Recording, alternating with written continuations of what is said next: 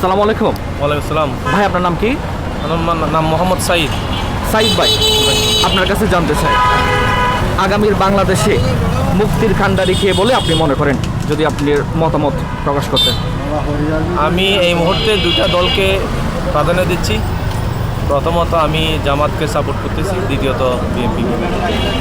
আমরা চাই যিনি বাংলাদেশকে দুর্নীতিমুক্ত করে চালাবে ওই দলই আসবে, সেটা জামাত হোক বিএনপি হোক।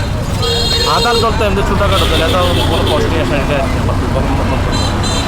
কোন দল ক্ষমতায় আসলে দুর্নীতি কমে যাওয়া বলে আপনি মনে করেন? আমি বেশিরভাগ জামাত আসলে, যেহেতু এরা অতীতে আসেনি, এদের কোয়ালিটিটা ভালো, এদের ক্যারেক্টারও ভালো, তো আশা করি এরা আসলে ইনশাল্লাহ আগামীতে এরা অনেক কিছু দেখাবে বলে আমি আমার নিজের ব্যক্তিগত প্রকাশ করি। আসলাম এই যে আপনাদের এই যে মিটিংয়ে আসলাম, আমাদের সাথে লোকজন আইছে। লোকজন আসার পরে আমরা সম্পৃক্ত হয়েছি, সহকারে একসাথে গিয়া দলবদ্ধ হইয়া দল লিয়া গেছি। মাঠে কিছুক্ষণ ছিলাম, বক্তব্য শেষ করিয়া আমরা এদিক চলে আসলাম, গাড়ি খুঁজতেছি আর কি। তো এখন মূলত কথা হচ্ছে আমাদের বাংলাদেশে এত মানুষের মধ্যে আওয়ামী লীগকে ভোট দেয় নাই, কেউ দেয় নাই। রাত্রি ভোট চুরি করে লিয়ে যায়, মারিয়ে কালি লোকেরা কয় আরে ভাই বাট আমরা তো ভোট দিতে পারলাম না, ভোট তো চুরি করে লিয়ে গেছে, রাতের অন্ধকারে ভোট মারি চুরি করে লিয়ে গেছে। তো মূলত কথা হচ্ছে আমরা সুস্থ যারা নির্বাচন চাই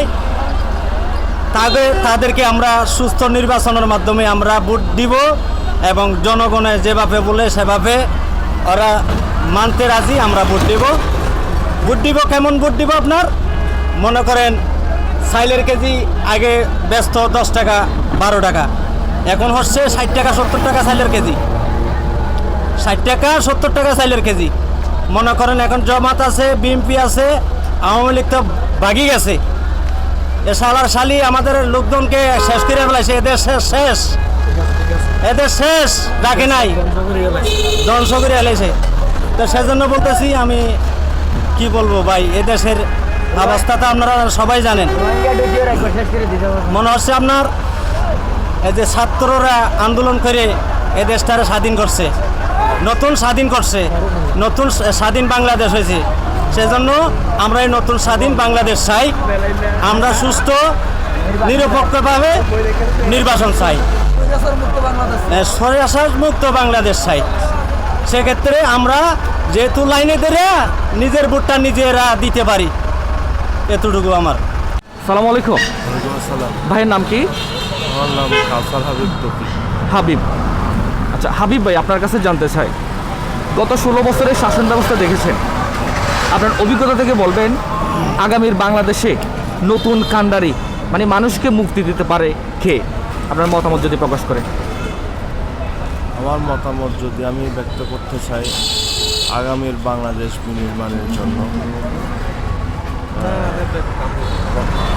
জুলাই আগস্ট অভ্যুত্থানে যেমন ছাত্ররা ভূমিকা রেখেছিল নতুন বাংলাদেশের বিনির্মাণের জন্য, ঠিক তেমনিভাবে আমাদের সকলের আশার আকাঙ্ক্ষার প্রতীক আমাদের তরুণ সমাজের আইডল আগামীর রাষ্ট্রনায়ক জনাব তারেক রহমানের নেতৃত্বে যদি আগামীর বাংলাদেশ বিনির্মাণের প্রচেষ্টা হয়, বা এই দেশের জনগণ যদি তারেক রহমানের উপর আস্থা রেখে ওনাকে রাষ্ট্র পরিচালনার জন্য ক্ষমতায়ন করে, তাহলে আমি মনে করি এই বাংলাদেশ উন্নতশীল রাষ্ট্র থেকে একটি উন্নত রাষ্ট্রে পরিণত হবে।